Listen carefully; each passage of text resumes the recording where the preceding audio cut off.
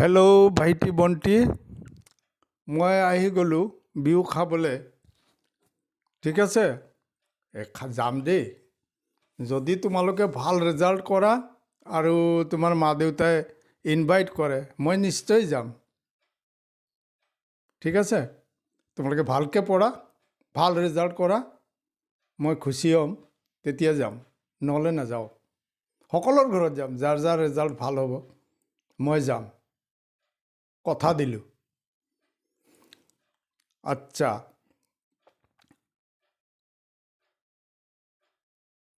মোৰ নাম সজল দত্ত, এছ'চিয়েট প্ৰফেচাৰ। আজি মই 30 বছৰৰ পৰা একাউণ্টছ প্ৰেক্টিছতো আছোঁ আৰু টিচিং লাইনতো আছোঁ, কলেজতো পঢ়াইছোঁ। মই ষ্টুডেণ্টৰ প্ৰব্লেমবিলাক ওচৰৰ পৰা দেখিছোঁ, ছল্ভ কৰিছোঁ। তাৰপিছত ষ্টুডেণ্টক কেনেকুৱা ইজিলি পঢ়োৱা যায় বা ষ্টুডেণ্টৰ বহুত দিন মনত থাকে বস্তুবিলাক, এই কাৰণে বহুত ৰিচাৰ্চ কৰিছোঁ, আজিও কৰি আছোঁ। কেনেকুৱা ধৰা হিন্দী চেনেল বনাইছোঁ, তাতে মই 15 ঘণ্টাৰ কমিটমেণ্ট কৰিছিলোঁ যে 15 ঘণ্টাত মই চেছ কৰি দিম। 15 ঘণ্টাত চেছ কৰিছোঁ, ঠিক আছে। কিন্তু মই ভাবিলোঁ এইবিলাকৰ লগত আৰু অলপ এক্সাম্পল যদি আৰু 2, 3টা, 4টা, 5টা বা 2টা, এটা লগত লগাই দিওঁ, তেনেহ'লে ষ্টুডেণ্টে ভালকৈ বুজিব। তেতিয়া মই কি কৰিলোঁ, এইবিলাক বনালোঁ। পিছত 15 ঘণ্টাত কমপ্লিট কৰি দিছোঁ, কমিটমেণ্ট চেছ মোৰ। তাৰপিছত নাই, দেখিলোঁ এইবিলাক দিলে আৰু ভাল হ'ব, ষ্টুডেণ্টৰ বুজাত সুবিধা হ'ব। তো এইকাৰণে মই বনাইছোঁ। এতিয়া হৈ গৈছে স্কেটাৰ্ড, এইবিলাক হিন্দী চেনেলৰ কথা কৈ আছোঁ। তাৰপিছত এইবিলাক এতিয়া একে জেগাত প্লে লিষ্টত লৈ গৈ চিৰিয়েলি চেপ্টাৰ ৱাইজ কৰি দিম, তেনেহ'লে ষ্টুডেণ্টৰ ইজি হৈ যাব। কিন্তু তোমালোকক এনেকুৱা কৰোৱা নাই দেই, তোমালোকক মই চিৰিয়েলিয়ে কৰাই আছোঁ। ঠিক আছে, তোমালোকৰ এই যে তাতে যে মই ভুল কৰিছিলোঁ, ভুল মানে কি, ভুল নহয়, ভুলটো হৈছে, কিন্তু মানে আৰু এটা দুটা 3টা 4টা এনেকুৱা এক্সাম্পল দিলোঁহেঁতেন, দিলে ভাল হ'লহেঁতেন। তো দিয়া নাছিলোঁ, পিছত দিলোঁ। তো এইকাৰণে তোমালোকক মই লিখিছোঁ 21 ঘণ্টা, আৰু বেংগলী চেনেলৰ কাৰণে মই লিখিছোঁ 21 ঘণ্টা। ঠিক আছে, তো ঠিক আছে।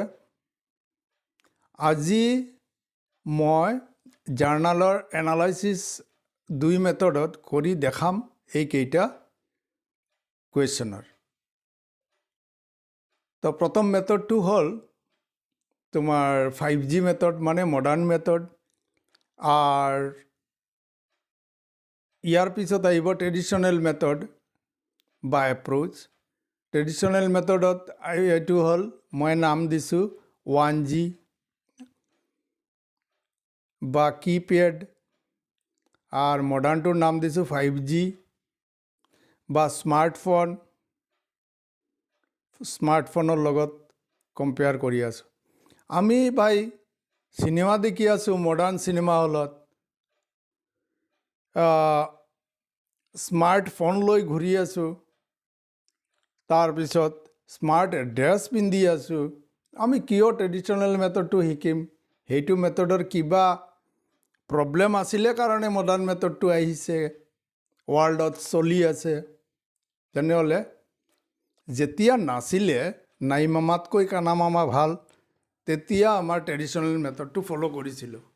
ময়ো শিকিছোঁ এইটো ট্ৰেডিশ্যনেল মেথডত, তাৰপিছত মোৰ দেউতাইও শিকিছে। তো এইকাৰণে ট্ৰেডিশ্যনেল মেথডটো এতিয়া ধীৰে ধীৰে মডাৰ্ণ মেথডটো গেইন কৰি আছে মাৰ্কেট। চব ষ্টুডেণ্টে, ভাল ষ্টুডেণ্টবিলাক বা যাৰ ঘৰৰ বেকগ্ৰাউণ্ড ভাল, স্কুলত কলেজত নিশিকালেও সিহঁতে মডাৰ্ণ এপ্ৰ'চটো শিকাই দিয়ে। ঠিক আছে, মোৰ ল'ৰাকতো মই কলেজত কৰাইছে এই মেথডত, ট্ৰেডিশ্যনেল মেথডত মই শিকাইছোঁ। যাৰ ঘৰত যোনে জানে একাউণ্টেঞ্চিৰ কথা সিহঁতে শিকাই দিয়ে, এইটো দুটা মেথডেই শিকাই দিয়ে। ঠিক আছে, এই কথাবিলাকত নাযাওঁ। এতিয়া হ'ল আমাৰ জাৰ্নালৰ এনালাইচিছ ছিৰিজৰ দুইটা মেথডৰ এনালাইচিছ, কম্পাৰেটিভ ষ্টাডি বা কম্পাৰিজন কৰাৰ এইটো হ'ল লাষ্ট ভিডিঅ'। ঠিক আছে, ইয়াৰ পিছত চাবা এইকেইটা চালেই তোমালোকৰ জাৰ্নাল মোটামুটি ক্লিয়াৰ হৈ যাব, পিছত ক'লেই গম পাই যাবা। তো আগত গৈ যেতিয়া ক'ম এইটো হ'ল এইটো, সেইটো হ'ল সেইটো, তেতিয়া তোমালোকে এইবিলাকৰ লগত ৰিলেট কৰিব পাৰিবা। ছাৰে কৈছিলে যে এইটো এই কাৰণে হৈছে, এইটো ডেবিট, সেইটো কাৰণে কৈছিলে, এইটো কাৰণে হৈছে এইটো ক্ৰেডিট, গম পাই যাব তেতিয়া। আচ্ছা, goods worth ₹2,000 are destroyed by flood. ধৰা তোমাৰ দোকান এটা আছে, গেলামালৰ দোকান। দোকানত কি হ'ল, পানী সোমাই গ'ল। সোমাই লৱণৰ বস্তা আছিলে, তলত নিমখ গ'ল। ধৰা কিমান টকা, 2,000 টকাৰ কিমান বস্তা, ধৰি লোৱা 5 বস্তা নিমখ পানীত গেলি গ'ল আৰু এইটো ইঞ্চুৰেঞ্চৰ কথাও নাই। তেনেহ'লে এই ধৰণৰ ট্ৰেঞ্জেকশ্যনবিলাক পালে আমি প্ৰথমতে মাৰোঁ লছৰ এণ্ট্ৰি। প্ৰথমতে চকু বন্ধ কৰি আমি লছৰ এণ্ট্ৰি মাৰি দিওঁ। তেনেহ'লে এইটো হ'ব এবনৰ্মেল লছ বুলি লিখোঁ, বা আমি লছ বাই ফ্লাড বুলিও লিখিব পাৰোঁ, লছ বাই ফায়াৰ হ'লে ফায়াৰ লিখিব পাৰোঁ। আৰ পাৰচেজ কিয় ক্ৰেডিট হল, কাৰণ আমাৰ আচ্ছা ইয়াতে এই কাৰণটো দেখাব নালাগে। পাৰচেজ কৰা বস্তুৰ পৰা মানে পাৰচেজ কৰিলে আমাৰ ষ্টক বাঢ়ে, সেল কৰিলে ষ্টক কমে, ৰিটাৰ্ন দিলে ষ্টক কমে, ৰিটাৰ্ন আহিলে ষ্টক বাঢ়ে। আৰ বছৰৰ শেষত ইয়াৰ এণ্ডিঙত যদি ষ্টক থাকি যায় তেনেহ'লে এইটোক আমি ট্ৰেডিং একাউণ্টৰ ট্ৰেডিং প্ৰফিট এণ্ড লছ যেতিয়া বনাম তেতিয়া গম পাবা।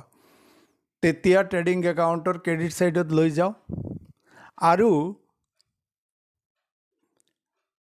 বেলেঞ্চ শ্বীটৰ এছেটছত এইটো সম্পত্তিটো বাচি গ'ল, এইটো আমি এছেটছত লিখি দিম, ইমানখিনি সম্পত্তি আছে আমাৰ হাতত। তো এছেট যেতিয়া আমি বেলেঞ্চ শ্বীট কৰিম তেতিয়া গম পাম। তো প্ৰথম এণ্ট্ৰিটো হ'ল লছৰ এণ্ট্ৰি। আচ্ছা, 2 নম্বৰ এণ্ট্ৰি হ'ল এইটোতো মই একো এণ্ট্ৰি এক পইচাও ইঞ্চুৰেঞ্চ কোম্পানীৰ পৰা পোৱা নাই, তেনেহ'লে গোটেইখিনি আমাৰ যাব প্ৰফিট এণ্ড লছত। Profit and loss account debited to abnormal loss. ওপৰত লিখিবা এবনৰ্মেল লছ লিখিছা, তেনেহ'লে তলত লিখিব লাগিব এবনৰ্মেল লছ। ওপৰত যদি লছ বাই ফ্লাড লিখিছা তেনেহ'লে তলত লিখিব লাগিব এবনৰ্মেল লছ বাই ফ্লাড। মনত ৰাখিবা, এটাত এবনৰ্মেল লছ আৰু এটাত লছ বাই ফ্লাড লিখিলোঁ, এনেকুৱা নচলিব।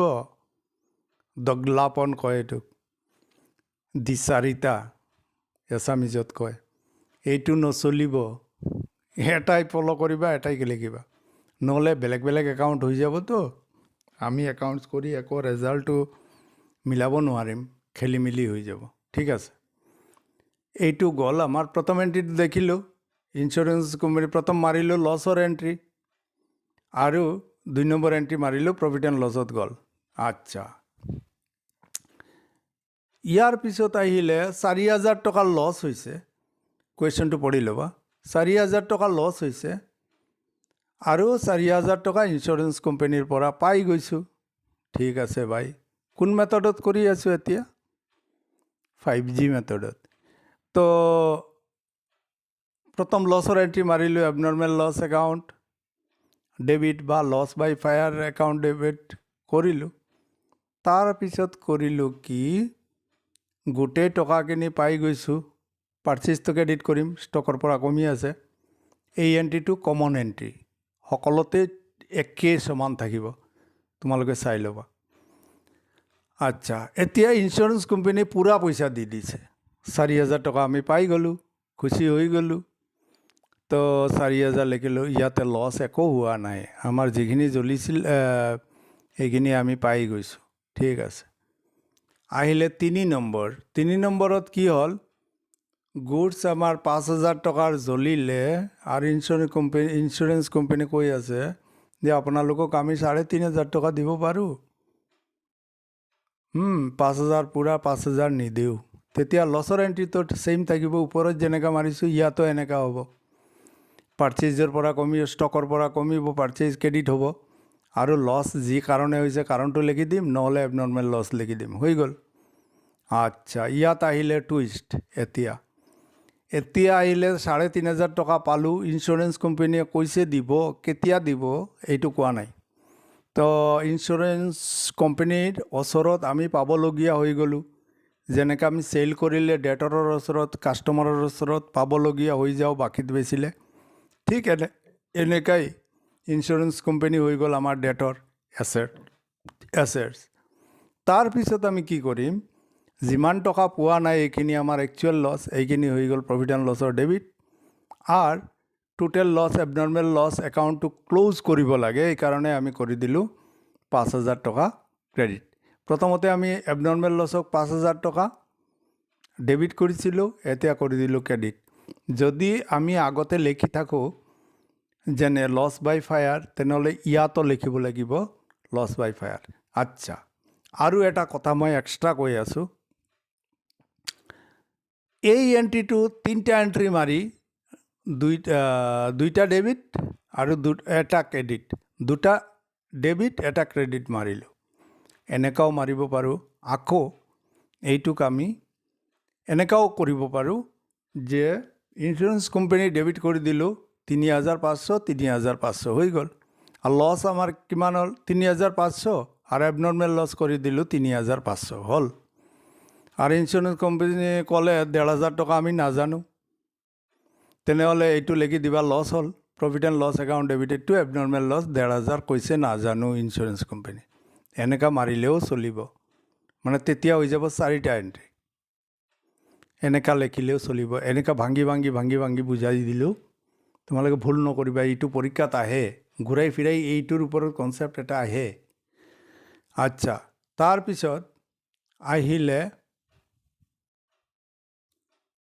ফাৰ্নিচাৰ আমাৰ জ্বলি গ'ল ইঞ্চুৰেঞ্চ কোম্পানীৰ কথা কোৱা নাই উল্লেখ নাই ইয়াত তাৰমানে পুৰা এমাউণ্টটোই আমাৰ লছ প্ৰথমটো লছৰ এণ্ট্ৰিটো মাৰি দিলোঁ তাৰপিছত প্ৰফিট এণ্ড লছ একাউণ্ট ডেবিটেডটো ওপৰত এবনৰ্মেল লেখা তো ইয়াত লিখিবা এনেকা ওপৰত লছ বাই ফায়াৰ লিখা তো এনেকা লিখি দিবা হৈ গ'ল এইটো ট্ৰেন্সফাৰ কৰি দিলোঁ আমি প্ৰফিট এণ্ড লছত তাৰপিছত আহিলে গুডছ হ'ল 10,000 টকাৰ জ্বলিলে ইঞ্চুৰেঞ্চ কোম্পানীয়ে কৈছে 8,000 টকা দিম ঠিক আছে ভাই তো প্ৰথম এণ্ট্ৰিটোতো আমি মাৰি দিম লছৰ এণ্ট্ৰি এইটোতো আগত কৰি আহিছোঁ দেখিলে গম পাই যাবা এনেকা এণ্ট্ৰি মাৰিলোঁ টোটেল এমাউণ্ট লছৰ এমাউণ্ট মাৰি দিলোঁ তাৰপিছত ইঞ্চুৰেঞ্চ কোম্পানীৰ পৰা পালোঁ 8,000 লিখি দিয়া এইটো পাইছোঁ কিন্তু ইঞ্চুৰেঞ্চ কোম্পানীক ডেবিট কৰা নাই ইঞ্চুৰেঞ্চ কোম্পানীত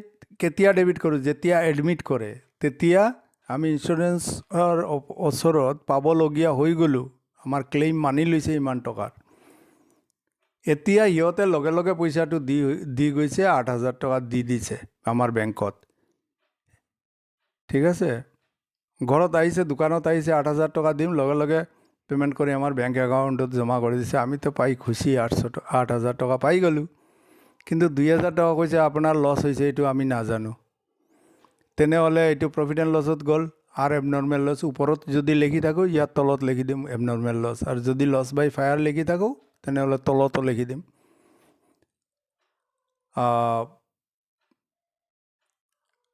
10,000 আৰু এই এণ্ট্ৰিটোক আমি আৰু বেলেগ টাইপতো লিখিব পাৰোঁ ইঞ্চুৰেঞ্চ কোম্পানীয়ে যিখিনি দিলে এইখিনি আমি লিখি দিম bank account debited to abnormal loss তাৰমানে ইমানখিনি মানিছে আৰু ক'লে যে আপোনাৰ 2,000 টকা লছ সেইটো হৈছে এইটো আমি নাজানো তেতিয়া আমি লিখি দিম profit and loss account debited to abnormal loss 2,000 এনেকাও লিখিব পাৰোঁ ভুল নহয় ঠিক আছে আৰু এক্সপাৰ্ট হ'লে যেতিয়া এক্সপাৰ্ট হৈ যাবা তেতিয়া এনেকা লিখিবা এই ষ্টাইলত ঠিক আছে। তাৰপিছত আহিলে শৰ্মাক আমি গুডছ ৰিটাৰ্ণ কৰিলোঁ 1000 টকাত। আচ্ছা, আৰু মেচাৰ্ছ MS মানে মেচাৰ্ছ, এইটো আমি নামৰ আগত শ্ৰী লিখি থাকোঁ নহয় কেতিয়াবা কেতিয়াবা। এই দোকানৰ আগত MS থাকিলে মনত ৰাখিবা, এইটো মেচাৰ্ছ বুলি কয়। কমাৰ্চত পঢ়া এইবিলাক জানিব লাগে। মেচাৰ্ছ এইটো লিখিলে হ'ব, নালিখিলেও কোনোবাই একো নকয়। মেচাৰ্ছ এইটো শ্ৰী, তো শ্ৰী লিখিলে আৰু ভাল। মানুহৰ আগত শ্ৰী লিখিলে আমি জানো এইটো মানুহটো বাচি আছে, আৰু যদি লিখোঁ লেইট তেনেহ'লেতো মানুহটো গ'ল বৈকুণ্ঠ ধামত। ঠিক আছে, তো মেচাৰ্ছ লিখিলে ভাল, নালাগিলেও ভাল। ঠিক আছে, এইটো হ'ল নিজৰ ওপৰত ডিপেণ্ড কৰে। আচ্ছা, তো এইটো শৰ্মা এটা একাউণ্ট আহিব আৰু পাৰ্চেজ ৰিটাৰ্ণ এটা আহিব। আমি শৰ্মাক টু বোলা টু কৈছে ইয়াতে। টু মানে বেলেগক দিছোঁ, ফ্ৰম বা বাই হ'লে আমি বুজি পাওঁ এইটো চেলছ ৰিটাৰ্ণ। এইটো ইংলিছৰ বুদ্ধিও লগাবা অলপ। তো শৰ্মাক আমি দিবলগীয়া আছিলোঁ যেতিয়া পাৰ্চেজ কৰিছিলোঁ, পাৰ্চেজ ডেবিট কৰিছিলোঁ আৰু শৰ্মাক ক্ৰেডিট কৰিছিলোঁ। এতিয়া ৰিটাৰ্ণ কৰি আছোঁ, লাইবিলিটি কমি আছে, আমাৰ লাইবিলিটি বঢ়ালোঁ। লাইবিলিটি ডেবিট হৈ আছে, এইটো ডিক্ৰিজ হৈ আছে লাইবিলিটিটো। আৰু পাৰ্চেজ ৰিটাৰ্ণটো এক্সপেঞ্চেছ হয়, ডিক্ৰিজ হয়, ডিক্ৰিজ হৈ আছে। এইটো এক্সপেঞ্চেছ হৈ আছে, ডিক্ৰিজ হৈ আছে, সেইকাৰণে আমি ক্ৰেডিটত বঢ়ালোঁ। হৈ গ'ল এইটো। এতিয়া আহিলে 7 number. Gautam sold us goods for rupees valued 1000 টকা, আৰু 10% হ'ল ট্ৰেড ডিছকাউণ্ট। ট্ৰেড ডিছকাউণ্টটো আমি নাৰিকলৰ বাকলি, নাৰিকলৰ ছিল্কা বাদ দি কিনি হ'ল 900 টকা। 900 টকা আমি পাবলগীয়া। গৌতমে চ'ল্ড কৰি আছে, আমি কি কৰি আছোঁ? আমি কিনি আছোঁ। গৌতমে চেল কৰিছে, তাৰমানে বেলেগে আমাক চেল কৰিছে। আমি কি কৰিছোঁ? আমি কাৰ একাউণ্ট কৰি আছোঁ? গৌতমৰ নে আমাৰ? আমাৰ একাউণ্ট কৰি আছোঁ। তো আমি কিনি আছোঁ। তো পাৰ্চেজ এই দেখা ঘূৰাই ফিৰাই ক'ব পাৰে কুৱেশ্যনটো, চিধা নাকৈ উল্টা কৈ আছে এতিয়া। তো পাৰ্চেজ একাউণ্ট কৰিলোঁ ডেবিট, আৰু দিয়াৰ টাইমত 900 টকা দিবলগীয়া আছে। এতিয়া যদি টাইমত পে'মেণ্ট কৰি দিওঁ তেনেহ'লে আৰু 5% আমাক কমাই দিব। এইটো হ'ল ডিছকাউণ্ট ৰিচিভড। ডিছকাউণ্ট ৰিচিভডটো হ'ল ৰেভিনিউ, আমাৰ ইনকাম হ'ল এইটো। তো এইটো ইনক্ৰিজ হৈ আছে, এইটো ক্ৰেডিটত বঢ়ালোঁ। আৰু কেছ গ'ল, এইখিনি বাদ দিয়া 900 টকাৰ পৰা 45 ৰুপিজ 5%, 900ৰ 5% 45, এইটো বাদ দি কিনি যিমান টকা হ'ল সিমানখিনি আমি পে'মেণ্ট কৰি দিলোঁ। ফৰ্মুলা মতে বহিলে এছেটছ কমি গ'ল, ক্ৰেডিটত বহিলে discount allowed, discount receive, income হ'ল, ক্ৰেডিটত বহিলে, আৰু পাৰ্চেজ হ'ল 900 টকা। 900 টকা ডেবিটত বহালোঁ, খৰচ হৈছে এইটো। তাৰপিছত আহিলে টেকেন লোন ফ্ৰম বেংক। এইটো হ'ল বেংক হ'ল এছেটছ। এছেটছৰ চাৰ্টত বেংক একাউণ্ট আৰু বেংক লোন একাউণ্ট, দুটা একাউণ্ট। চাৰ্ট চাই দেখিলোঁ বেংকটো হ'ল এছেটছত, এছেটছ হ'লেতো ইনক্ৰিজ হ'ব, নহ'লে ডিক্ৰিজ হ'ব। আৰু বেংক লোন হ'ল লাইবিলিটি, এইটো ইনক্ৰিজ হ'ব নহ'লে ডিক্ৰিজ হ'ব। গম পাই গ'লোঁ। এতিয়া বেংকত আমাৰ এমাউণ্ট বাঢ়ি আছে, ইনক্ৰিজ হ'ল, আৰু বেংক লোনটো লাইবিলিটি হ'ল, দিবলগীয়া আছোঁ, পিছত দিব লাগিব, তেনেহ'লে এইটো হ'ল ইনক্ৰিজ হৈ আছে, ক্ৰেডিটত বহিলোঁ। দুটাই ইনক্ৰিজ হৈ আছে, কিন্তু নিজৰ নিজৰ ফৰ্মুলা মতে নিজৰ শ্বেয়াৰত গৈ বহি গ'ল। তাৰপিছত আহিলে গুডছ চ'ল্ড টু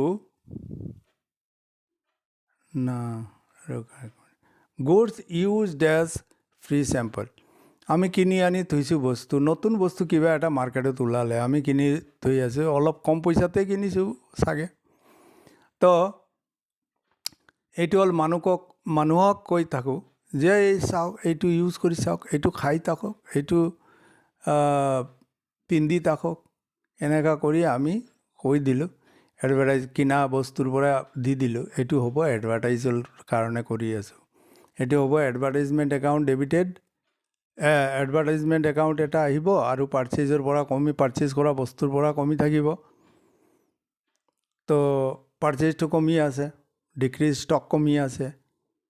আৰু গোটেই দুটা মেথডতেই লগাই দিবা, ষ্টক বস্তুটো মূৰত ৰাখিবা, তেনেহ'লে ভুল নহ'ব। তো এতিয়া কি কৰিলোঁ আমি, পাৰ্চেজটো কমি আছে, পাৰ্চেজটো কমি আছে, পাৰ্চেজ এক্সপেঞ্চেছ হ'ল, এইটো ক্ৰেডিটত বহাই দিলোঁ, ডিক্ৰিজ হৈ আছে। আৰু এডভাৰটাইজমেণ্টটো খৰচটো ডেবিটত বহিব, তেনেহ'লে ইনক্ৰিজ হৈ আছে। কিয় বহিব? ইনক্ৰিজ হৈ আছে খৰচ। যিমান বজাৰত যাবা, যিমান খৰচ কৰিবা, যিমান বস্তু কিনিবা, ইমানেই তোমাৰ খৰচ বাঢ়িবনে নাই? এই কথাটো কৈ আছে। আচ্ছা, ইণ্টাৰেষ্ট এক্ৰুড মাজত এটা সোমাই দিছোঁ। এইটো এতিয়া এই ষ্টেজত শিকাৰ বস্তু নহয়, এইটো ফাইনেল একাউণ্ট কৰাৰ পিছত ভালকৈ বুজি পাবা। এক্ৰুড ইণ্টাৰেষ্ট মানে কি? আমাৰ ইনকাম, এইটো ইনকাম হৈ গৈছে, পোৱা নাই, এইটো হ'ল ইনকাম আউটষ্টেণ্ডিং। তো এক্ৰুড ইণ্টাৰেষ্ট আমি পাবলগীয়া আছোঁ, এইটো হৈ যাব এছেটছ। চাৰ্টত দেখিবা এক্ৰুড ইণ্টাৰেষ্টটো এছেটছত আছে। তো এইটো হৈ যাব ডেবিট। আৰু এইটো ইণ্টাৰেষ্টৰ লগত এড কৰিব লাগে, সেইকাৰণে ইণ্টাৰেষ্ট ৰিচিভ একাউণ্ট কৰিলোঁ ক্ৰেডিট। আমাৰ ইনকাম বাঢ়িলে, সেইকাৰণে ধৰা 12 মাহত 1200 টকা আমি হেৰি দিওঁ, ৰেণ্ট বা কিবা এটা বস্তু, না ইণ্টাৰেষ্ট পাওঁ 12 মাহত 1200 টকা। আমি 200 টকা কম পাইছোঁ, তো এইটো হৈ গ'ল, আমাৰ ইনকাম হৈ গৈছে, কিন্তু ডিচেম্বৰ মাহৰটো এতিয়াও পোৱা নাই, 1-2 তাৰিখ পাই যাম। তেতিয়া এইটোক আমি কি কৰিম, এক্ৰুড ইণ্টাৰেষ্ট বুলি আমি এছেটছত লিখি দিম, আৰু ইণ্টাৰেষ্ট ৰিচিভড বুলি ক্ৰেডিটত লিখি দিম। এই বস্তুটো এতিয়া 100% বুজি নাপাবা। বেলেঞ্চ শ্বীট বনোৱাৰ পিছত যেতিয়া মই বুজাম কিমান ধৰণৰ ট্ৰেনজেকশ্যন আছে, এটা নৰ্মেল ট্ৰেনজেকশ্যন, এটা হ'ল তোমাৰ অপেনিং এণ্ট্ৰি, এটা হ'ল ক্লজিং এণ্ট্ৰি, এটা হ'ল ট্ৰেন্সফাৰ এণ্ট্ৰি, এটা হ'ল এডজাষ্টমেণ্ট এণ্ট্ৰি, তাৰপিছত হ'ল ৰেক্টিফিকেশ্যন এণ্ট্ৰি। ইমান ধৰণৰ এণ্ট্ৰিজ আছে, ভাগ কৰি শিকাইছোঁ। সেইকাৰণে আগত গৈ পাবা এইবিলাক চব এণ্ট্ৰি, তেতিয়া ইজিলি গম পাই যাবা। বস্তু চাপ্টাৰ কৰোৱাৰ পিছত এই বস্তুটোৰ ইউজ শিকাই লগে লগে জাৰ্নালটো শিকাই দিম, তেতিয়া ইজি হৈ যাব। আচ্ছা, তাৰপিছত আকাশ, হু owes OWES owes us ₹10,000। আকাশ আমাক দিবলগীয়া আছে 10,000 টকা।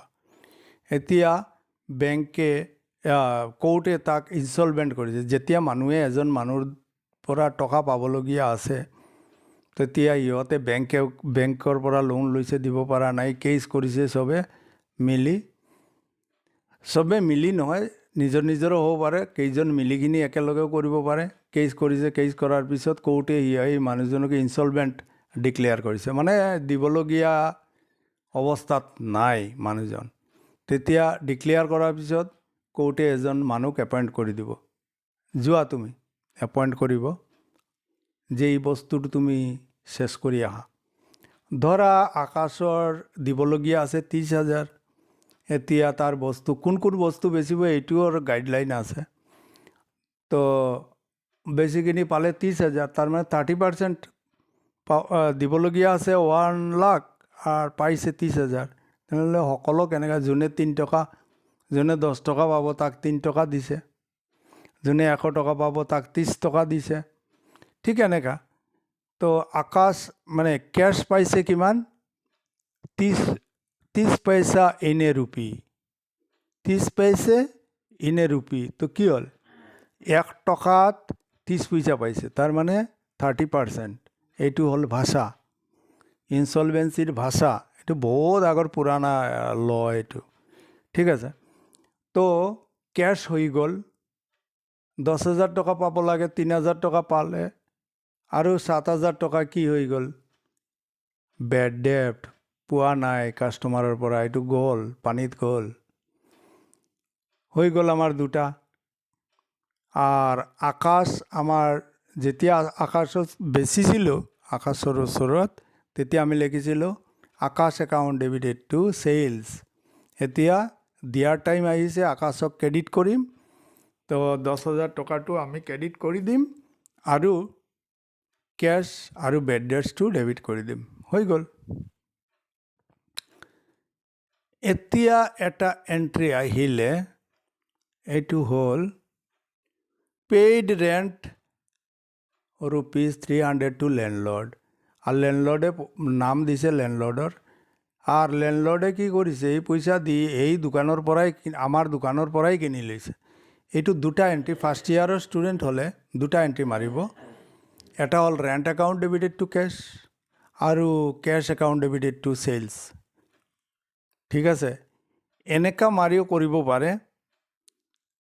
আৰু এই দুটা এণ্ট্ৰিৰ পৰা কেছ কেনচেল কৰি এইটো তলত দিয়া আছে, একবাৰে তলত জাৰ্নাল কৰাৰ পিছত মই এইটোক এক্সপ্লেনেশ্যন দিছোঁ। Rent account debited to cash, cash account debited to sales. সেই মানুহজনৰ পৰা আকৌ এনেকুৱা হয় নেকি? একচুৱেলি কি হয়, 200 টকা দিব লাগে, ঠিক আছে 200 টকাৰ জিনিস লৈ ল। কেছ বক্সত কেছটো ঠিকেই থাকিলে, কিন্তু এই 200 টকাৰ হিচাপত বস্তু দি দিলে 300 টকাৰ। ঠিক আছে, এতিয়া rent account debited to sales যদি কোনোবাই লেখে, এইটো হ'ল এক্সপাৰ্ট মানুহ হৈ গ'লে, যেতিয়া শিকি ল'ব তেতিয়া এক্সপাৰ্ট। ৰেণ্ট আৰু চেল দুটা একাউণ্ট আহিব। মাজৰ পৰা ৰেণ্ট একাউণ্ট ডেবিট তলত লিখি দিছোঁ মই, বুজি পাইছোঁ বা? প্ৰথম ৰেণ্টটো দিলোঁ, আকৌ আমি লিখি দিলোঁ cash account debited to sales, হৈ গ'ল। এটা ইনক্ৰিজ হৈ আছে, ৰেণ্ট ইনক্ৰিজ হৈ আছে খৰচ, আৰু চেলটো হৈ গ'ল ৰেভিনিউ ইনকাম ইনক্ৰিজ হৈ আছে। আচ্ছা, এতিয়া আহিলে ট্ৰেডিশ্যনেল মেথড, মানে কিপেডৱালা মেথড বা 1G মেথড। তো গুডছ ৱৰ্থ ₹2000 ডেষ্ট্ৰয় হৈ গ'ল, এইটোতো আগৰ নিচিনাই হ'ব। এবনৰ্মেল লছ হ'ল আৰু পাৰ্চেজ হ'ল। এটা হ'ল নমিনেল একাউণ্ট, এই মেথডত কৈ আছে। খালি ক্লাছিফিকেশ্যনত আহিলে ডিফাৰেঞ্চ আহিব, আৰ একাউণ্টছ এফেক্টত ছেইম হ'ব। ওপৰত 5Gত যেনেকা আৰু 1Gতো এনেকা। ইয়াৰ চাৰ্ট বেলেগ আৰু ওপৰৰ মেথডৰ 5Gৰ চাৰ্ট বেলেগ, ফৰ্মুলাও বেলেগ। ঠিক আছে, এতিয়া হ'ল লছৰ এণ্ট্ৰি মাৰিলোঁ। নমিনেল একাউণ্ট এইটো 2000 টকা লছ হ'ল। লছ মানে লছ বা এক্সপেন্সেছ লছ হ'ল, এইটো 2000 টকা ডেবিটত বহাই দিলোঁ। আৰু পাৰ্চেজটো ক্ৰেডিটত বহালোঁ, কিহৰ কাৰণে? এক্সপেন্সেছ হৈছে। এক্সপেন্সেছটো ক্ৰেডিটত বহিলে ক্ৰেডিটত কেতিয়াবা নহ'বহে, সিহঁতে ডেবিটতেই বহায়। কিন্তু ইয়াতে আমাৰ ফৰ্মুলা মতেতো এইটো এক্সপেন্সেছ, কিন্তু ইয়াতে কিয় বহাইছোঁ ক্ৰেডিটত?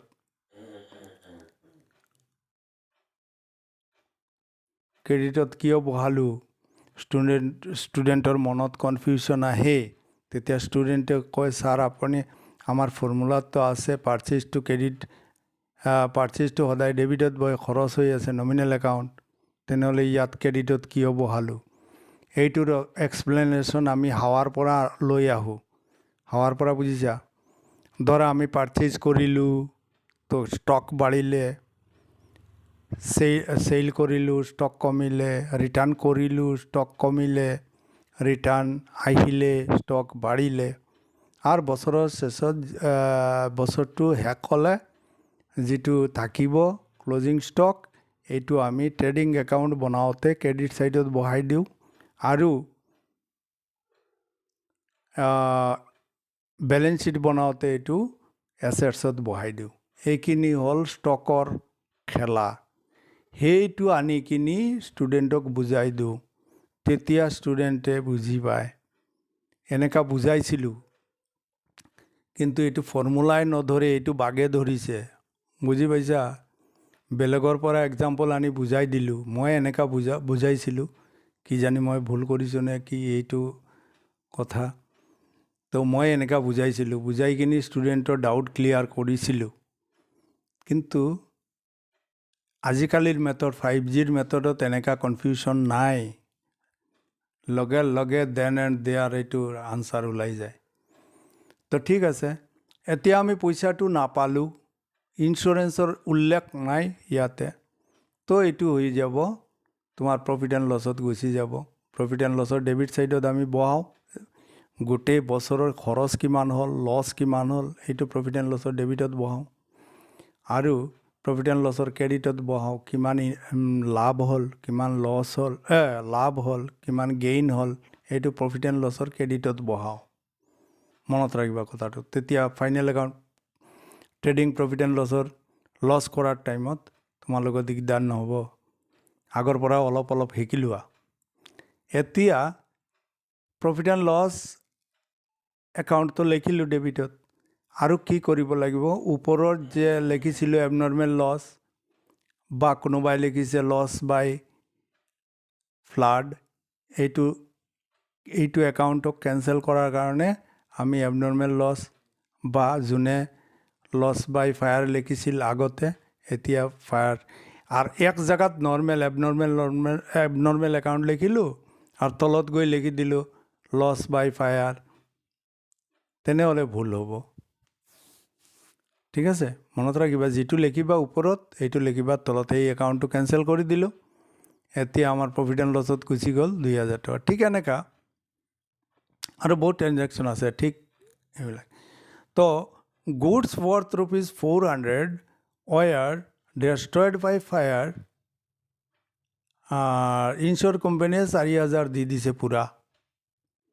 ঠিক আছে, এইটো লছৰ এণ্ট্ৰিটো প্ৰথম মাৰিম, ওপৰত যেনেকৈ মাৰিছোঁ 2000 টকাৰ এণ্ট্ৰিটো, ঠিক এনেকৈ মাৰিম। তাৰপিছত কি হৈছে, ইঞ্চুৰেঞ্চ কোম্পানীয়ে গোটেইখিনি দি দিছে, তেনেহ'লে ইঞ্চুৰেঞ্চ কোম্পানীয়ে দি দিছে নহয়, দিব বুলি কৈছে, তেনেহ'লে আমি ধৰি ল'ম যে আমি ইঞ্চুৰেঞ্চ কোম্পানীৰ ওচৰত পাবলগীয়া হ'লোঁ 4000, আৰু এবনৰ্মেল লছ হ'ল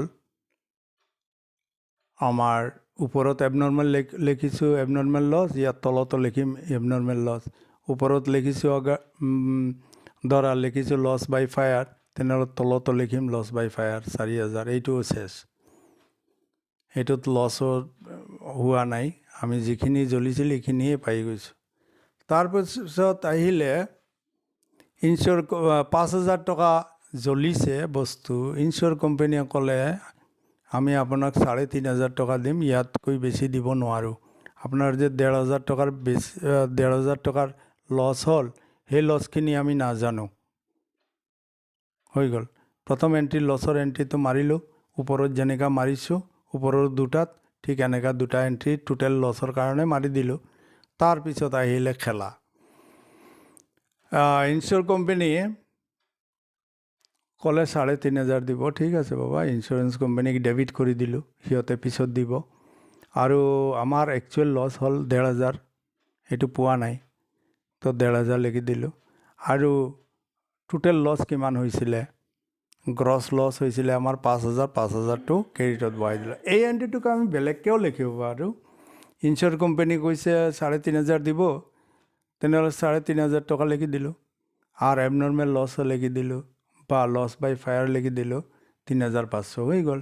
আৰু ইঞ্চুৰেঞ্চ কোম্পানীয়ে কৈছে আমি 1500 নাজানোৱেই, লছটো তোমাৰ হৈছে তুমি জানা, তেতিয়া প্ৰফিট এণ্ড লছ একাউণ্ট ডেবিটত লিখি দিম 1500, আৰু এবনৰ্মেল লছ লিখি দিম 1500, হৈ গ'ল।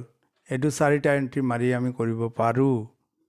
আৰু এক্সপাৰ্ট হৈ গ'লে এনেকৈ এইটো বাদ দিয়া, আৰু বাৰ বাৰ লিখি লাভ নাই। 5000 টকাটো এবনৰ্মেল লছত যাবই, 5000 টকা লিখি দিলোঁ, আৰু যি টকাটো পালোঁ এই টকাটো আমি পাম, এই টকাটো আমি লিখি দিলোঁ ডেবিটত, আৰু যিখিনি আমি নাপাওঁ এইখিনি লছ হ'ল, এইখিনি বহাই দিলোঁ ডেবিটত, হৈ গ'ল। আমাৰ এক এণ্ট্ৰিত হৈ গ'ল, নহ'লে আমাৰ দুটা এণ্ট্ৰি মাৰিবলগীয়া হ'লহেঁতেন, আৰু নেৰেশ্যনো দুবাৰ লিখিব লাগিলেহেঁতেন। হৈ গ'ল। এতিয়া ফাৰ্নিচাৰ জ্বলিল 5,000 টকাৰ আৰু একো কোৱা নাই, ইঞ্চুৰেঞ্চ কোম্পানীৰ কথা কোৱা নাই, তাৰমানে ইঞ্চুৰেঞ্চ কোম্পানীৰ পৰা পোৱাই নাই। আচ্ছা, তেতিয়াহ'লে প্ৰথম এণ্ট্ৰিটোতো হৈ যাব তোমাৰ লছৰ এণ্ট্ৰি। ইয়াতে খালি এটা কথা মনত ৰাখিবা, এইটো বস্তু জ্বলিছে না গুডছ জ্বলিছে, ডিলিং গুডছ, নে ইয়াতে ফাৰ্নিচাৰ এছেটছ জ্বলিছে। এছেটছ জ্বলিছে, এছেটছৰ নাম দিলোঁ। আচ্ছা, গোটেইখিনি পইচা পোৱা নাই, গোটেইখিনি প্ৰফিট এণ্ড লছত যাব। আৰু ওপৰত এবনৰ্মেল লছ লাগি থাকিলে ইয়াত লিখিবা এবনৰ্মেল লছ। ওপৰত লছৰ এণ্ট্ৰিৰ টাইমত যদি আমি লছ বাই ফায়াৰ মাৰি থাকোঁ তেনেহ'লে লছ বাই ফায়াৰ মাৰি দিম, ইয়াত হৈ গ'ল। লছ বাই ফায়াৰ এইটো কেঞ্চেল হৈ গ'ল, এইটো কেঞ্চেল হৈ গ'ল। থাকিলে আমাৰ প্ৰফিট এণ্ড লছ। ফাৰ্নিচাৰ যেতিয়া কিনিছিলোঁ, ফাৰ্নিচাৰটো হৈছিলে ডেবিট, তেতিয়া এই জেগাটো লৈ ল'লে প্ৰফিট এণ্ড লছে, মানে লছ হ'ল আৰু ফাৰ্নিচাৰটো গুচি গ'ল। নেট ৰেজাল্ট ওলাল, ফাৰ্নিচাৰ ক্ৰেডিট হৈ গ'ল 5,000 আৰ purchase account profit and loss অ্যাকাউন্টও হয়ে গেল ডেবিট 5,000। ফাৰ্নিচাৰ যে অৰিজিনেলি যেতিয়া কিনিছিলোঁ সেইটোৰ জেগাটো লৈ ল'লে প্ৰফিট এণ্ড লছ হ'ল আৰু ফাৰ্নিচাৰ। এতিয়া যদি কোনোবাই লিখি দিয়ে না, ভুল হ'ব। আচ্ছা, গুডছ ওয়ার্থ রুপিস 10,000 টাকা জ্বলিলে আর ইন্স্যুরেন্স কোম্পানি ক'লে 8,000 টাকা দিব, এই আগৰ নিচিনাই হ'ব। আগত এটা কৰিছিলোঁ 3,500, 1,500 আৰু 5,000, সেইটোৰ নিচিনাই হ'ব বস্তুটো। কিন্তু ইয়াত এটা ডিফাৰেঞ্চ আছে, এইটো লগে লগে পইচাটো দি দিছে, লগত বহিয়ে মোবাইলৰ পৰা জিপে কৰি দিছে। তো আমি খুচি হৈ গ'লোঁ। 2,000 টাকা প্ৰথমটো লছৰ এণ্ট্ৰি মাৰিবা, ওপৰত যেনেকৈ মাৰিছা ইয়াতো মাৰিবা। আৰু কি কৰিলে বেংকে দি দিছে পইচাটো, বেংকত দি দিছে 8,000 টকা, 2,000 টকা লছ হ'ল। তাৰপিছত আহিলে তোমাৰ এবনৰ্মেল লছ, ওপৰত লিখিলে লছৰ এণ্ট্ৰি যদি আমি এবনৰ্মেল লছ দি মাৰোঁ তেনেহ'লে এবনৰ্মেল লছ লিখিম। আৰু লছৰ এণ্ট্ৰি মাৰাৰ টাইমত যদি আমি লছ বাই ফায়াৰ লিখোঁ তেনেহ'লে ইয়াতেও ফায়াৰ লিখিম। মনত ৰাখিবা, দুটা, এটাত এবনৰ্মেল লছ, এটাত লছ বাই ফায়াৰ, এনেকৈ লিখিলে নচলিব। হ'ল।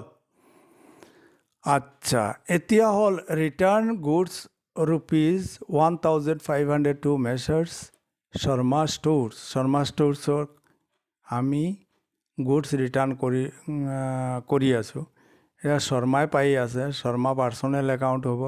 আৰু পাৰ্চেজ ৰিটাৰ্ণ এইটো হ'ল এক্সপেঞ্চেছ, কিন্তু ইয়াতে পাৰ্চেজ ৰিটাৰ্ণটো এক্সপেঞ্চেছ হ'ল। এইটোতো ডেবিটত বহিব লাগিছিল ভাই, এইটো ক্ৰেডিটত কিয় আহিলে? কনফিউশ্যন এৰাইজ হয়। তেতিয়া মই আগত কৈছোঁ নহয়, আমি হাৱাৰ পৰা বুজাই দিওঁ, এইটো ফৰ্মুলাই নধৰে, এইটো কনফিউশ্যন হৈ যায় ষ্টুডেণ্টৰ। এইকাৰণে 1G নকৰোঁ, আমি মডাৰ্ণটো কৰোঁ।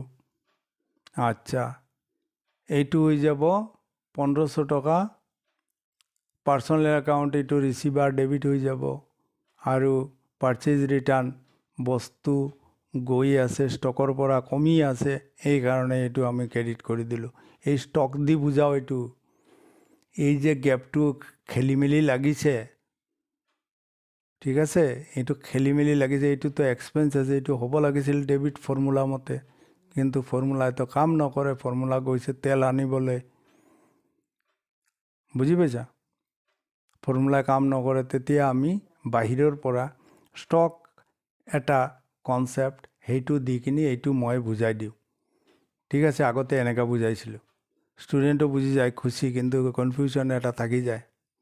আচ্ছা, গৌতম সোল্ড গুডছ টু আছ। গৌতমে আমাক বেচি আছে, আমি কি কৰি আছোঁ? আমি বহিছোঁ আমাৰ একাউণ্ট কৰাৰ কাৰণে। গৌতমৰ কথা কি কৰি আছে এইটো আমি নাচাওঁ। गौतम फेंक रहा है तो हम लोग लपेट रहा है, हम लोग परचेज कर रहे हैं। আমি পাৰ্চেজ কৰি আছোঁ, পাৰ্চেজ হ'ব 10% বাদ দি কিনি নাৰিকলৰ বাকলি বা নাৰিকলৰ চিল্কা পেলাই কিনি 10% আমি বেচিলোঁ, ঠিক আছে। এতিয়া গৌতমে কৈ আছে ভাই আপোনালোকে যদি টাইমলি পে'মেণ্ট কৰি দিয়ে এসপ্তাহৰ ভিতৰত, তেনেহ'লে আৰু 5% ডিছকাউণ্ট পাব, আৰু খুচি হৈ যাব। তেতিয়া 900 টকা দিবলগীয়া আছে, আমি টাইমত পে'মেণ্ট কৰি দিছোঁ কাৰণে 45 ৰুপিজ আৰু কম কৰি দিলে। এইখিনি বাদ দি কিনি 900ৰ পৰা 45 বাদ দি কিনি আমি 855 এইখিনি আমি পে'মেণ্ট কৰিলোঁ। ঠিক আছে। এতিয়া আমাৰ কি হ'ল, 3টা একাউণ্ট ওলাল। এটা হ'ল পাৰ্চেজ, নমিনেল একাউণ্ট, এক্সপেঞ্চেছ। ঠিক আছে ভাই, ঠিক আছে, এইটো বহিছে, বুজি পালোঁ। কেছটো হৈ আছে ৰিয়েল একাউণ্ট হ'লে গোজ আউট, নহ'লে কামছ ইন হ'ব। তো এইটো গৈ আছে টকাটো, আমি কিনিছোঁ যেতিয়া পইচা দিব লাগিব। আৰু ডিছকাউণ্ট ৰিচিপ্টটো হ'ল ইনকাম, নমিনেল একাউণ্ট আৰু ইনকাম। আমাৰ গেইন হ'ল এইটো ইনকাম বুলি ক'ব নোৱাৰা, গেইন ক'ব পাৰা। আচ্ছা, ইনকামো ক'ব পাৰা, আমাৰ লাভ হ'ল। তো এইটো 45 বাদ দিলে, তো 3টা একাউণ্ট হৈ গ'ল। 900 টকা ডেবিট ক্ৰেডিট সমান হৈ গ'ল। আচ্ছা, এতিয়া টেকেন লোন ফ্ৰম বেংক ₹12,000 টকা and same deposited into bank. এনেকুৱা নহয়, আমি বেংকৰ পৰা লোন ল'লে বেংকে নিয়ম হ'ল বেংকে আমাৰ একাউণ্টত জমা কৰে, তাৰপিছত আমি বেংকৰ পৰা উঠাওঁ, ATM দি উঠাওঁ, চেক দি উঠাওঁ, পাছবুক দি উঠাই লওঁ কেছ। এইটো হ'ল। তো বেংক ইয়াত কৈ আছে পাৰ্চনেল একাউণ্ট, আৰু বেংক লোন এইটোও পাৰ্চনেল একাউণ্ট। তো কোনে ৰিচিভ কৰি আছে? বেংকে ৰিচিভ কৰি আছে। দি আছে কোনে? বেংকে দি আছে। তো বেংকক আমি ক্ৰেডিট, এটা ৰিচিভাৰ, এটা গিভাৰ, এনেকা আমি ক'লোঁ। দেখা, যেতিয়া বেলেঞ্চ শ্বীট বনাবা তেতিয়া আমাৰ ওপৰৰ মেথডে কেনেকৈ হেল্প কৰে। বেংক লোনটো লাইবিলিটি, আৰু ওপৰৰ মেথডে 5Gত কৈ আছে বেংকটো হ'ল এছেটছ, এইটো এছেটছত গুচি যাব। ঠিক আছে। তো ধৰা ইয়াৰ এণ্ডিঙৰ দিন এই ঘটনাটো হ'ল, তেতিয়াহ'লে আমাৰ ফাইনেল একাউণ্ট বুজাটো সুবিধা হয়। আৰু বহুত আগত গৈ পাবা প্ৰথম মেথডটো কিয় ভাল। তো এইটো হ'ল গ'ল। আচ্ছা, ইয়াৰ পিছত 9 নম্বৰটো হ'ল goods used as free sample. Goods মানে কি? আমি কিনিছোঁ, কিনা বস্তুৰ পৰা আমি মানুহক কৈছোঁ এইটো খাই চাওক, এইটো ইউজ কৰি চাওক। এইটো হ'ল আমাৰ এক ধৰণৰ এডভাৰটাইজমেণ্ট। নতুন বস্তু ওলাল মাৰ্কেটত, আমি ক'লোঁ দাদা এইটো খাই চাওক, এইটো ইউজ কৰি চাওকচোন কেনেকুৱা হয়। তেতিয়া এইটো এডভাৰটাইজমেণ্ট, আল্টিমেট মটো হ'ল আমাৰ এডভাৰটাইজমেণ্ট। আৰু পাৰ্চেজটো ক্ৰেডিটত বহালোঁ, কিনা বস্তুৰ পৰা, ষ্টকৰ পৰা কমি আছে, কিন্তু ইয়াতে কৈ আছে এক্সপেঞ্চেছ। এইটো ফৰ্মুলাই নধৰে। সেই ষ্টক নামৰ যি বাঘটো আছে সেইটোক ধৰি কিনি আনি কিনি বুজাই দিওঁ এইটো যে ষ্টকৰ পৰা কমি আছে কাৰণে এইটো ক্ৰেডিটত বহিলে। বুজি পাইছা? এইটো এক্সপেঞ্চেছ নহয়, ইয়াতে কনফিউশ্যন এৰাইজ কৰে। হ'ব লাগেতো এইটো ডেবিটত, ষ্টুডেণ্টৰ কনফিউশ্যন লাগিছে, এইটোতো হ'ব লাগিছিলে ডেবিটত, এইটো কিয় বহিলে ক্ৰেডিটত ভাই? তেতিয়া আমি বুজাই দিওঁ ষ্টকটো আনি। এইটো ল মানে কি? ৰুল, কানুন। তো এইটো ফৰ্মুলাই ধৰা নাই, এইটো বাঘে ধৰিছে। বাঘে ধৰিছে যেতিয়া, তেতিয়া ষ্টকটো আনি কিনি আমি বুজাই দিওঁ। বুজি পাইছা? আচ্ছা, ইণ্টাৰেষ্ট এক্ৰুড মানে আমি ধৰা 12 মাহত 1200 টকা পাব লাগে। 12 মাহ পূৰা হৈ গৈছে, এতিয়া 200 টকা, 12 মাহে 200 টকাকৈ মানে 2400 টকা পাব লাগে। আমি 2200 টকা পাইছোঁ, তেনেহ'লে 200 টকা কি হ'ল? কম পালোঁ। এইটো হ'ব এক্ৰুড ইণ্টাৰেষ্ট। ইণ্টাৰেষ্ট হৈ গৈছে কিন্তু পোৱা নাই। তো এইটো পাবলগীয়া আছে, কোনোবা পাবলগীয়া হ'লে এইটো এক্ৰুড ইণ্টাৰেষ্ট। এইটো ৰিয়েল একাউণ্ট চাৰ্টত দেখিবা, ৰিয়েল একাউণ্ট চাৰ্টত আছে। আৰু ইণ্টাৰেষ্ট ৰিচিভ, এইটো আমি 2200 টকাৰ লগত আৰু 200 টকা এড কৰিম। সেইকাৰণে ইণ্টাৰেষ্ট ৰিচিভ আমি বঢ়াব লাগে 2200 টকা দিছোঁ আৰু 200 টকা এড কৰিব লাগে সেইটো এক্ৰুড ইণ্টাৰেষ্ট বুলি এড কৰি দিম বেলেঞ্চ শ্বীট যেতিয়া বনাম সেইকাৰণে ইণ্টাৰেষ্ট ৰিচিপ্টটো এতিয়া 100% বুজি নাপাবা এইটো মই বুজাম পিছত কেতিয়া বুজাম যেতিয়া সময় আহিব তেতিয়া এইটো ইজিলি বুজি পাবা তো এইটো খালি এতিয়া মনত ৰাখি দিলোঁ পাবলগীয়া আছে এইটো হৈ গ'ল ৰিয়েল একাউণ্ট আৰু ইণ্টাৰেষ্ট বঢ়াব লাগিব ইণ্টাৰেষ্ট ৰিচিপ্টটো ক'ত বহাওঁ আমি ক্ৰেডিটত বহাওঁ এইটো ইনকাম এইকাৰণে ইণ্টাৰেষ্ট বঢ়াব লাগে এইকাৰণে ইয়াত আমি ক্ৰেডিট কৰি দিলোঁ এইটোৰ লগত এড হ'ব 2200 টকা দিলোঁ আৰু 200 টকা এড কৰিব লাগে এইকাৰণে আমি এইটোক ইণ্টাৰেষ্ট ৰিচিপ্টটো ক্ৰেডিটত বহালোঁ এড কৰিব লাগে ইনকাম ক'ত বহাওঁ ক্ৰেডিটত বহাওঁ এইকাৰণে এইটোৰ লগত এড কৰিলোঁ এতিয়া যদি এডভান্স ৰিচিপ্ট 200 টকা হয় তেনেহ'লে কি কৰিম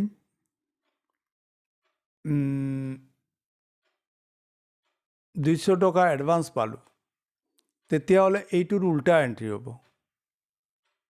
ইণ্টাৰেষ্টৰ পৰা ইণ্টাৰেষ্ট ৰিচিভৰ পৰা কমাব লাগিব আমি 12 মাসে 1200 টকা 200 টকাকৈ পাওঁ তেনেহ'লে 12 মাসে 2400 টকা হ'ল ধৰা 2600 টকা পাই গ'লোঁ তেনেহ'লে 200 টকা আমি ইণ্টাৰেষ্ট ৰিচিভৰ পৰা কমাব লাগিব মাইনাছ কৰিব লাগিব কেনেকৈ মাইনাছ কৰে এইবিলাক চব ফাইনেল একাউণ্টত শিকাইছোঁ ইয়াৰ পিছত মই এইটো এডজাষ্টমেণ্ট এণ্ট্ৰিটো শিকাইছোঁ তেতিয়া পাবা ডিটেইলছ আছে চিন্তা কৰিব নালাগে তো ইণ্টাৰেষ্ট ৰিচিপ্টটো আমি তেতিয়া ডেবিট কৰি দিলোঁহেঁতেন আৰু advance interest receive but not আৰ্ন তেতিয়া হ'ব ইণ্টাৰেষ্টটো ৰিচিপ্টটো ডেবিটত বহাই দিলোঁহেঁতেন আৰু এক্ৰুড ইণ্টাৰেষ্ট তেতিয়া নহ'ব তেতিয়া হ'ব এডভান্স পাই গৈছোঁ আমি 200 টকা সেইটো হৈ যাব ক্ৰেডিটত আচ্ছা এইটো বাদ দিয়া এইটো 100% বুজি নাপাবা এই চেণ্টেন্সটো এই ট্ৰেঞ্জেকশ্যনটো মনে মনে এৰি দিয়া আৰু পৰীক্ষাৰ কাৰণে শিকি লোৱা এইটো পিছত বুজাই দিম ভালকৈ আচ্ছা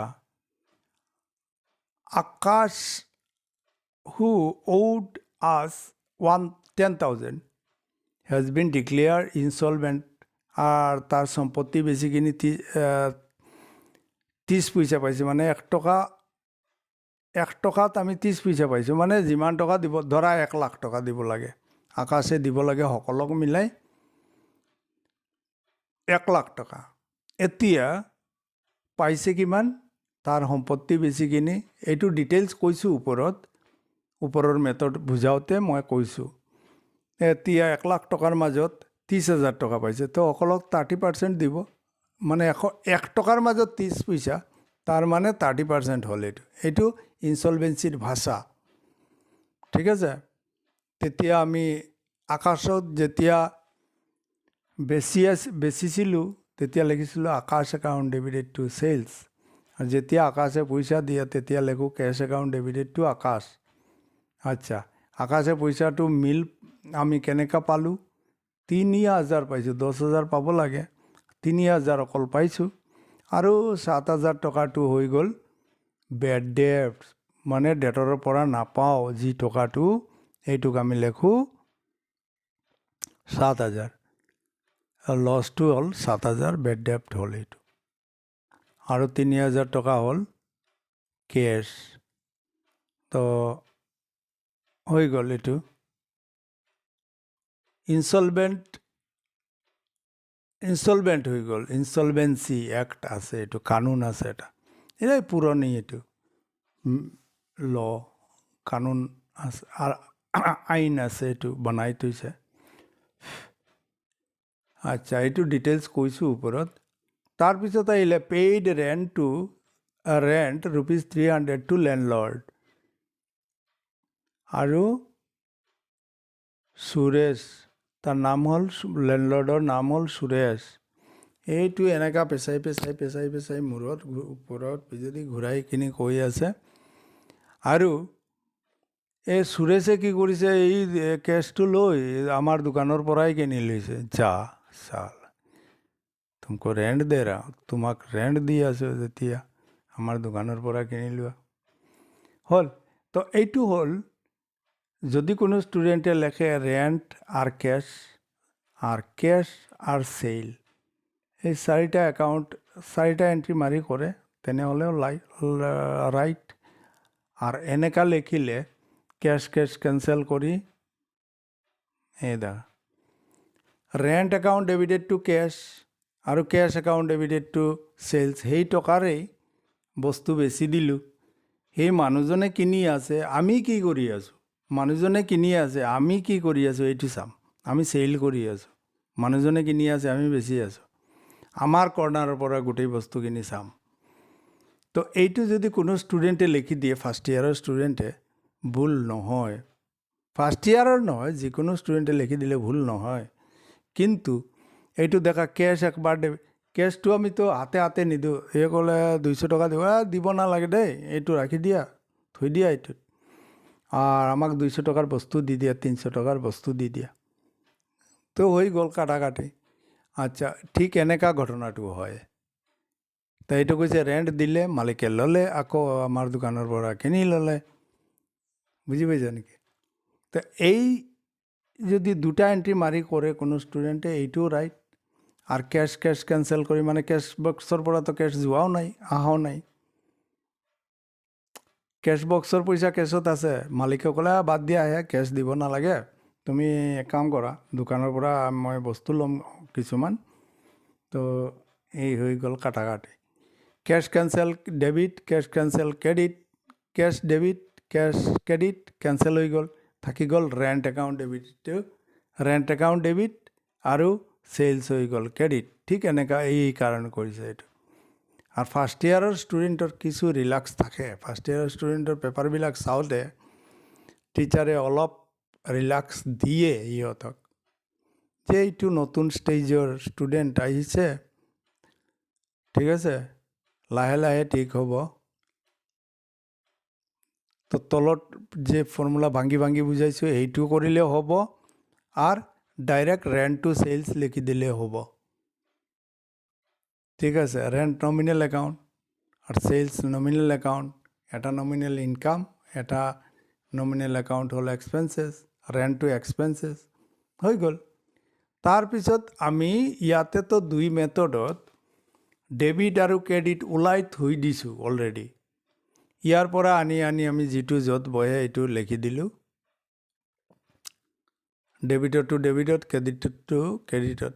এটা গম পাই গ'লে বাকী গোটেইকেইটা এনেকা হ'ব। এইটো জাৰ্নালটো মই এক্সট্ৰা দিছোঁ মানে কৰাৰ কাৰণে। পৰীক্ষাত অকল জাৰ্নাল আহিলে এনেকাই লিখিব লাগিব, ওপৰৰ এইটো খালি হেৰি কৰিব নালাগে, এনেকা বনাব নালাগে। কিমান সময় লৈ বহিছা তুমি, পৰীক্ষাত সময় নাপাবা, আৰু পৰীক্ষাৰ টাইম আহোঁতে এক্সপাৰ্ট হৈ যাব।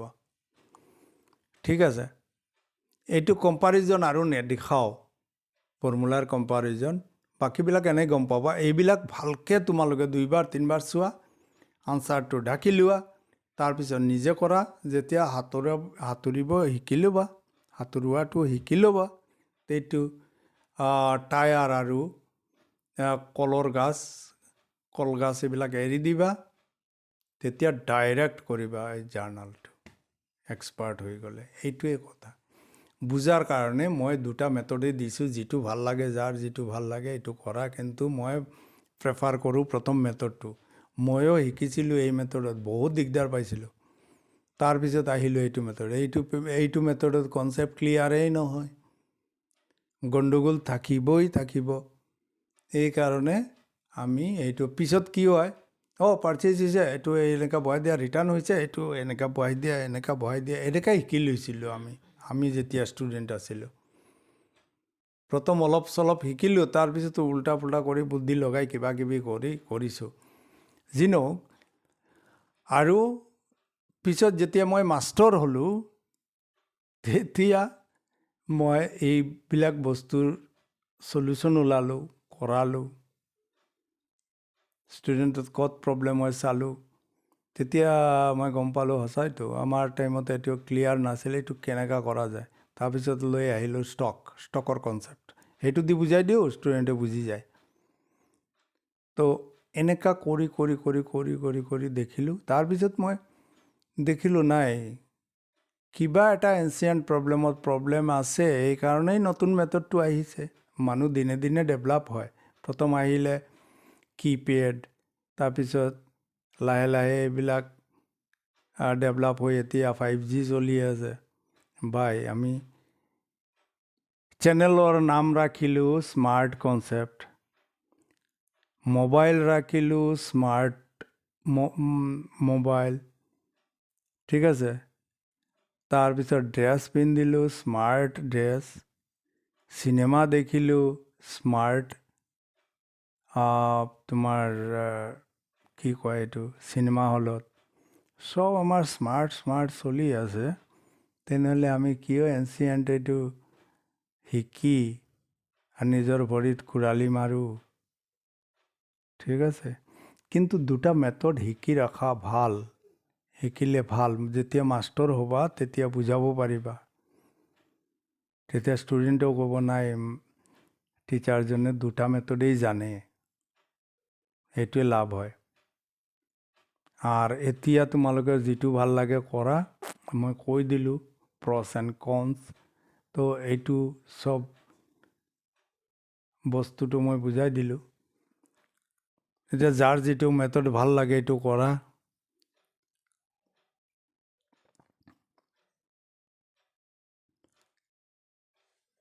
ঠিক আছে, তেনেহ'লে আজি ইয়াত সমাপ্ত কৰোঁ। থেংক ইউ ভেৰি মাছ। আৰু বিহুত যাম দেই, ভাল ৰেজাল্ট কৰিবা। এই বছৰটো নহ'ব, এই বছৰটো বিহুৰ পিছত পৰীক্ষা আহিব, অহা বছৰ যাম। বিহু খাবলৈ নিশ্চয় যাম, লেকিন তোমালোকে ভাল ৰেজাল্ট কৰিবা। আৰু তোমাৰ মা দেউতাই যদি মোক কয়, নিমন্ত্ৰণ কৰে, তেতিয়াই যাম। চবৰ ঘৰত যাম, পিঠা খাম, পুলি খাম, কোনোবাৰ ঘৰত পিঠা খাম, কোনোবাৰ ঘৰত পুলি খাম, কোনোবাৰ ঘৰত গৈ চুঙা পিঠা খাম, ঠিক আছে, এইটো বেলেগ কথা। কিন্তু তোমালোকে পঢ়া পঢ়া পঢ়া পঢ়া পঢ়া, বাৰ বাৰ কৈ আছোঁ। যিটো নোৱাৰা কমেণ্টত লিখি দিয়া, ছাৰ এইটো কাৰণে আমাৰ প্ৰব্লেম হৈ আছে, ঠিক আছে, মই কৰাই দিম।